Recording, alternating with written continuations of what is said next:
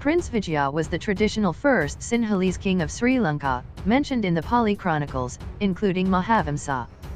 According to these chronicles, he is the first recorded king of Sri Lanka. His reign is traditionally dated to 543-505 BCE.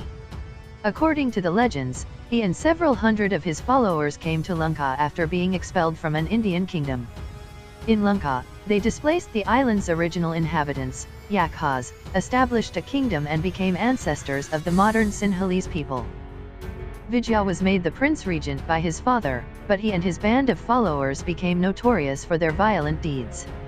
After their repeated complaints failed to stop Vijaya's acts, the prominent citizens demanded that Vijaya be put to death. King Sinhabaya then decided to expel Vijaya and his 700 followers from the kingdom. The men's heads were half-shaved and they were put on a ship that was sent forth on the sea. The wives and children of these 700 men were also sent on separate ships. Vijaya had his followers landed at a place called Srilanka, the women landed at a place called Mahiladipaka, and the children landed at a place called Nagadipa.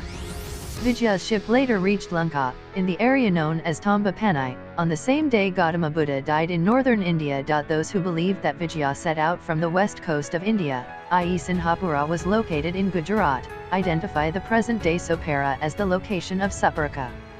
Those who believe that Sinhapura was located in Vangakalinga region identify it with places located off the eastern coast of India.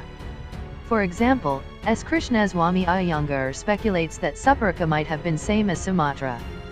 According to Mahavamsa, after reaching heaven, the Gautama Buddha requested the Lord of Gods, identified as Indra, to protect Vijaya in Lanka, so that Buddhism could flourish there.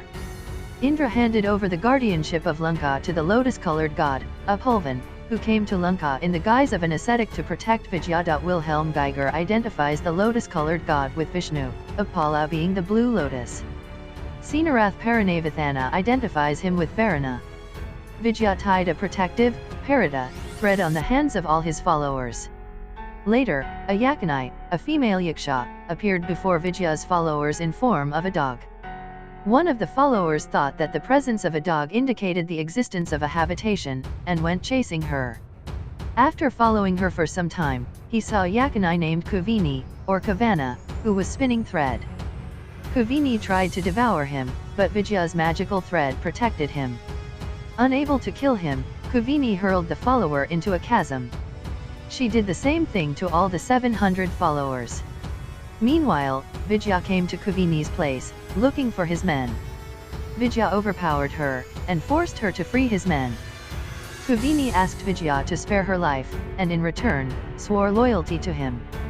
She brought, for Vijaya and his followers, food and goods from the ships of the traders whom she had devoured earlier.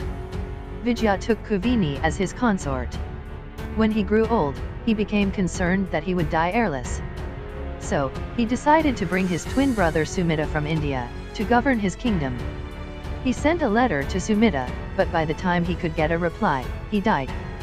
His ministers from Upatisagama then governed the kingdom for a year, while awaiting a reply. Meanwhile, in Sinhapura, Sumitra had become the king, and had 3 sons. His queen was a daughter of the king of Madha, possibly Madra. When Vijaya's messengers arrived, he was himself very old. So, he requested one of his sons to depart for Lanka. His youngest son, Panduvastava, volunteered to go. Panduvastava and 32 sons of Sumitra's ministers reached Lanka, where Panduvastava became the new ruler.